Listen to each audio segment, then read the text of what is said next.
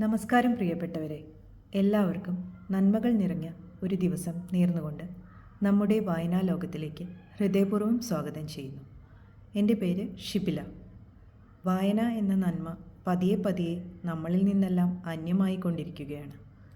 ആ നന്മയെ മടക്കിക്കൊണ്ടുവരാൻ ഉള്ള ഒരു ചെറിയ ശ്രമം എന്നതാണ് ഈ ചാനൽ കൊണ്ട് ഞാൻ ഉദ്ദേശിക്കുന്നത്.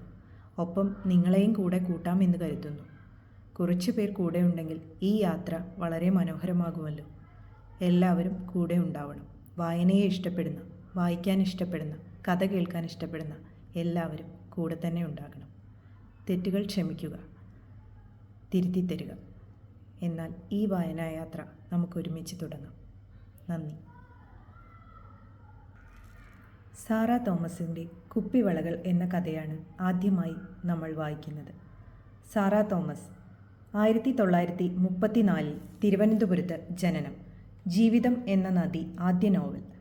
നാർമുടിപ്പുടവ എന്ന നോവലിന് കേരള സാഹിത്യ അക്കാദമി അവാർഡ് ലഭിച്ചിട്ടുണ്ട്. നീലക്കുറിഞ്ഞുകൾ ചുവക്കും നേരം, ഗ്രഹണം, അഗ്നിശുദ്ധി, അസ്തമയം, പവിഴമുത്ത്, മുറിപ്പാടുകൾ, അർച്ചന, സാറാ തോമസിൻ്റെ കൃതികൾ തുടങ്ങിയവയാണ് പ്രധാന കൃതികൾ. കുപ്പിവളകൾ. നാഗപ്പാത്തിയിൽ കൂടി വെള്ളം കൂലം കുത്തി വീഴുന്ന ഇരമ്പൽ ചെവിയോർത്ത് നിൽക്കുകയായിരുന്നു കണ്ണമ്മ. വരാന്തയുടെ അഴികളിൽ പിടിച്ച് കൈ പുറത്തേക്ക് നീട്ടിയതേ ഉള്ളൂ. ആകെ നനഞ്ഞു പോയിരുന്നു. തകർത്തുള്ള മഴയാവും, സംശയമില്ല. രാവിലത്തെ കഞ്ഞിയും പുഴുക്കും ഇനി എപ്പോഴാണോ കഴിക്കുക? ഈ മഴയത്ത് ഊണുമുറി വരെ നനഞ്ഞു കുളിക്കാതെ എത്താൻ കഴിയുകയില്ലല്ലോ. നേരം വെളുത്തപ്പോഴേ വയറ് പ്രതിഷേധിച്ചു തുടങ്ങിയിരിക്കുന്നു. പൂമുഖത്ത് കാർ ഇരച്ചു വന്ന് നിൽക്കുന്നതും ഡോറ് ശക്തിയായി അടയുന്നതുമായ ശബ്ദം കേട്ടപ്പോഴാണ് ശ്രദ്ധ മാറിയത്. അനാഥാലയത്തിൽ ആരോ വിശിഷ്ടാതിഥി വന്നിട്ടുണ്ടാവും. വല്ലപ്പോഴുമൊക്കെയുള്ള പതിവാണ്. ഇനിയിപ്പോൾ ആരെങ്കിലും വന്ന് തന്നെ കയ്യും പിടിച്ചു കൊണ്ടുപോകും. അനാഥാലയത്തിൻ്റെ വലിയ അങ്കണത്തിൽ തങ്ങൾ ഒത്തുകൂടുമ്പോൾ വന്ന അതിഥി തങ്ങളോടായി സംസാരിക്കും. നല്ല കാര്യങ്ങളാണ് പറയുക എന്നാണല്ലോ ദേവുചേച്ചി പറയാറ്. എന്താണാവോ ഈ നല്ല കാര്യങ്ങൾ? തൻ്റെ കണ്ണുകളുടെ നിറഞ്ഞ അന്ധകാരത്തിലേക്ക് വാക്കുകൾക്ക് വലിയ അർത്ഥമൊന്നുമില്ല. അവർ സംസാരിക്കുമ്പോൾ കുറേ നേരം പോയി കിട്ടുമെന്നല്ലാതെ. ഉദ്ദേശിച്ചതുപോലെ ആരോ വന്ന് കയ്യും പിടിച്ചു കഴിഞ്ഞു. സേതുവാണെന്ന് തോന്നുന്നു. വാ, വേഗം വാ കണ്ണമ്മേ, അവിടെ ആരോ വന്നിട്ടുണ്ട്. എല്ലാ ദിവസങ്ങളിലും തന്നെ മുൻപന്തിയിൽ നിർത്തണമെന്ന് എന്തുകൊണ്ടോ സിസ്റ്റർ അമ്മയുടെ പ്രത്യേക നിർബന്ധമാണ്. ഞങ്ങൾക്ക് ഇങ്ങനെയും ഒരാളുണ്ട്, കണ്ണിന് കാഴ്ചയില്ലാത്ത കണ്ണമ്മ. തന്നെ അങ്ങനെ പറഞ്ഞു പരിചയപ്പെടുത്താനും മറക്കാറില്ല. ചിലപ്പോൾ ചിലരുടെ മനസ്സിൻ്റെ അലിവ് ഒരു നെടുവീർപ്പായി കാതുകളിൽ വന്ന് പതിച്ചെന്നിരിക്കും. അതിൽ കവിഞ്ഞ് എന്തോ കാഴ്ചയില്ലാത്ത കണ്ണമ്മയാണ് താൻ. തൻ്റെ ലോകം വളരെ വളരെ ഇടുങ്ങിയതാണ്, മറ്റുള്ളവർക്ക് മനസ്സിലാക്കാനാവാത്ത വിധം. മേരിയും ലിസയും സേതുവുമൊക്കെ പറഞ്ഞു രസിക്കുന്നതൊന്നും തനിക്ക് ഉൾക്കൊള്ളാനാവില്ല. അതുകൊണ്ട് തന്നെയാവും അവർ തന്നെ സംഭാഷണങ്ങളിൽ നിന്ന് ഒഴിവാക്കാൻ തിടുക്കപ്പെടുന്നത്. എന്തെങ്കിലും തന്നെ പറഞ്ഞു മനസ്സിലാക്കാൻ ശ്രമിക്കുന്ന ഒരേ ഒരാൾ മാത്രം, ദേവുചേച്ചി. തൻ്റെ കൈവെള്ള മടിയിൽ പിടിച്ചു വെച്ച് ഓരോന്നിൻ്റെയും പേര് പറഞ്ഞിട്ട് ചൂണ്ടുവിരൽ കൊണ്ട് അമർത്തി വരയ്ക്കും. നീളത്തിൽ, വട്ടത്തിൽ, വളഞ്ഞു വളഞ്ഞ്. ചിലപ്പോൾ കൈകൊണ്ട് തൊടിയിപ്പിക്കും. പ്രസംഗം തീർന്നു എന്ന് തോന്നുന്നില്ല. എല്ലാവരും കൈയടിക്കുകയാണ്. ചുറ്റും ആഹ്ലാദ പ്രകടനങ്ങളുടെ അടക്കിപ്പിടിച്ച ഒച്ചകൾ. സാധാരണ തങ്ങൾ നിശബ്ദം പിരിഞ്ഞു പോവുകയാണ് പതിവ്. ഇന്ന് അതിന് വിപരീതമായി. എന്തുകൊണ്ടാണ് ഈ പുതുമ? ചെവിയോർത്തു നിന്നു. പെട്ടെന്ന് സിസ്റ്റർ അമ്മ ഉച്ചത്തിൽ എല്ലാവരോടുമായി വിളിച്ചു പറഞ്ഞു, വന്ന അതിഥി തങ്ങൾക്കൊക്കെ പുതുവസ്ത്രങ്ങൾ തരാൻ പോവുകയാണെന്ന്. ഇതിനു മുമ്പ് ഒരിക്കൽ ഇതുപോലൊരു വ്യക്തി ഓണത്തിന് പുതുവസ്ത്രങ്ങൾ സമ്മാനിച്ചതാണ്. അന്ന് തൻ്റെ കൂട്ടുകാരുടെ ഇടയിലെ സന്തോഷത്തിമിർപ്പ് എന്തായിരുന്നു! രാത്രിയിൽ ഉറങ്ങാൻ കിടക്കുന്നത് വരെയും അതേക്കുറിച്ചുള്ള സംസാരം നിർത്തിയിരുന്നില്ല. കണ്ണമ്മ, ദാ ഇങ്ങോട്ട് നീങ്ങി നിൽക്ക. കൈ രണ്ടും നീട്ടിക്കോ. ഇതാ തൻ്റെ കയ്യിലും ഒരു കോടിയുടുപ്പായി. അടിച്ചു നനച്ചു കുളിക്കുമ്പോൾ മാറിയുടുക്കാൻ ഒരു വസ്ത്രമെന്നല്ലാതെ. കണ്ണിനു കാഴ്ചയില്ല, അതാണിങ്ങനെ മുഖം വലിച്ചു കെട്ടി. സിസ്റ്റർ അമ്മയാണല്ലോ പറഞ്ഞത്. ഉള്ളിലൊരു നടുക്കം. ആരെങ്കിലും എന്തെങ്കിലും സമ്മാനിച്ചാൽ പുഞ്ചിരിയോടെ വേണം സ്വീകരിക്കാൻ എന്നു കഴിഞ്ഞ തവണ തന്നെ താക്കീതു തന്നതായിരുന്നുവെന്ന് പെട്ടെന്ന് ഓർത്തു. ഇനി വന്നയാൾ പോയി കഴിഞ്ഞാൽ തന്നെ പിടിച്ചു ശകാരിക്കുമോ ആവോ. ആരോ പിറകോട്ട് പിടിച്ചു നീക്കുകയാണ്. വാ കണ്ണമ്മ. ലിസയാണ്. കോടി കിട്ടിയല്ലോ, ഇനി വഴി മാറിക്കൊടുക്ക്, നിന്നെ അങ്ങ് കൊണ്ടാക്കിയേക്കാം. ആൾക്കൂട്ടത്തിനിടയിൽ നിന്ന് അവർ പുറത്തേക്ക് നടത്തി. ആ വന്ന അമ്മച്ചിയെ നിനക്ക് കാണാൻ പറ്റിയില്ലല്ലോ. എന്തു നല്ല അമ്മച്ചി, നമുക്കൊക്കെ കോടി തന്നില്ലേ. കൂടെ അവരുടെ മോളുമുണ്ട്. എന്തു സുന്ദരിയാണെന്നോ. നമ്മുടെയൊക്കെ അത്ര വരും. തിളങ്ങുന്ന പച്ചത്തട്ടുള്ള ഉടുപ്പാണിട്ടിരുന്നത്. ഒന്നും മിണ്ടിയില്ല. സൗന്ദര്യവും തിളക്കവും പച്ച നിറവും ഒന്നും തനിക്ക് പിടിയുള്ള വാക്കുകളല്ലല്ലോ. പെട്ടെന്ന് അവൾ പറഞ്ഞു, ആ മോളുടെ കൈ രണ്ടും നിറയെ കുപ്പിവളകൾ. എന്താണ് അവൾ പറഞ്ഞത്? കുപ്പിവളകൾ എന്നല്ലേ? പെട്ടെന്ന് മനസ്സിൽ ഒരു തെളിച്ചം.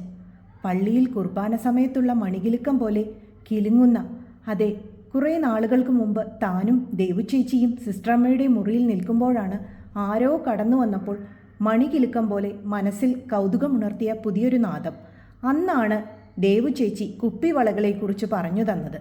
തൻ്റെ കൈവെള്ളയിൽ ചൂണ്ടുവിരൽ കൊണ്ട് അമർത്തി വട്ടത്തിൽ വരച്ചു കാണിച്ചു. ഇതുപോലെ ഒന്നല്ല, ഒരടുക്ക് കയ്യിലിടുമ്പോഴാണ് ഈ കിലുക്കം. ദേവുചേച്ചി പറഞ്ഞു, ഇതാ നിന്റെ പതിവ് സ്ഥാനത്ത് കൊണ്ടെത്തിച്ചിരിക്കുന്നു കണ്ണമ്മ. ഇനി കോടി അഴുക്കാക്കാതെ വേഗം പെട്ടിയിൽ കൊണ്ടുവയ്ക്ക്. വരാന്തയുടെ കൈവരിയിൽ തൻ്റെ കൈ പിടിപ്പിച്ചിട്ട് അവൾ ഓടിപ്പോയി കഴിഞ്ഞു. തപ്പിത്തടഞ്ഞ് മുറിയിൽ തൻ്റെ തകരപ്പെട്ടി കണ്ടുപിടിച്ച് ഉടുപ്പ് വെച്ചിട്ട് പതിവ് സ്ഥാനത്ത് വീണ്ടും നിലയുറപ്പിച്ചപ്പോൾ നാഗപ്പാത്തിയിൽ കൂടി വീണുകൊണ്ടിരിക്കുന്ന വെള്ളത്തിൻ്റെ ശബ്ദം നേർത്തിരുന്നു. കൈ വെളിയിലേക്ക് നീട്ടി. ഇടയ്ക്കിടെ ഓരോ വെള്ളത്തുള്ളി മാത്രം. പെട്ടെന്ന് നീട്ടിപ്പിടിച്ച തൻ്റെ കയ്യിൽ ആരുടെയോ കൈത്തലം. അത് ലിസയുടെയും മേരിയുടെയും സേതുവിൻ്റെയുമല്ല, തീർച്ച. പൂവിതളുകളുടേതുപോലുള്ള മൃദുസ്പർശം.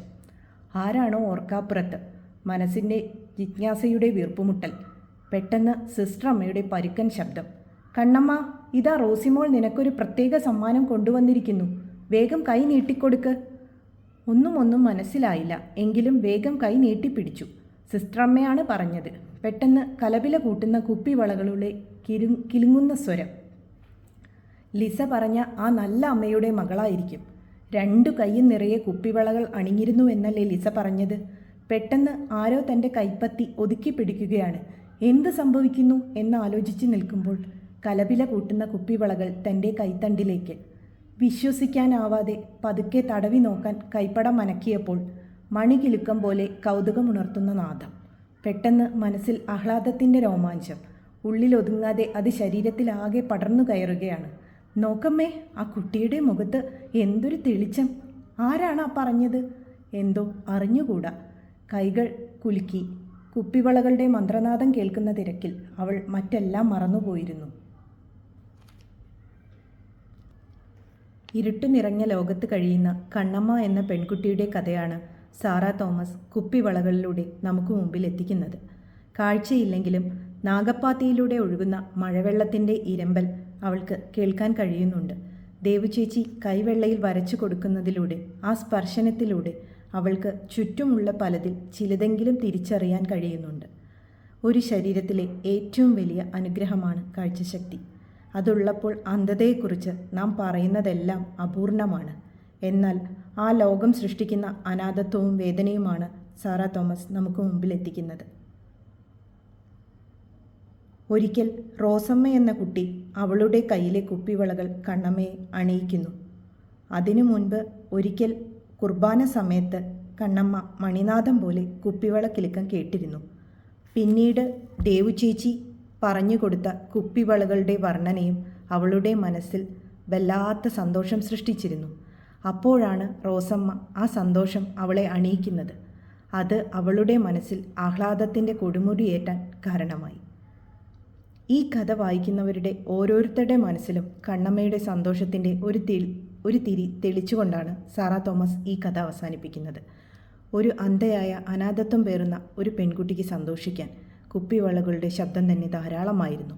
ശബ്ദവും സ്പർശനവും കൊണ്ട് മാത്രം ഉണ്ടാകുന്ന ചില ആഹ്ലാദങ്ങൾ കാഴ്ചയുടെ ലോകം നിഷേധിക്കപ്പെട്ടവർക്ക് മുമ്പിലുണ്ടെന്നും കഥാകാരി വായനക്കാരിലേക്ക് പകർത്തിവെക്കുന്നു. കണ്ണമ്മ എത്ര അർത്ഥവത്തായ പേരാണ് നൽകിയിരിക്കുന്നത്. ആ തിരിച്ചറിവ് പോലും എത്ര മനോഹരമാണ്. ഇത്തരം ഒരു നല്ല കഥ നമുക്ക് മുമ്പിലെത്തിച്ച സാറാ തോമസിന് നന്ദി.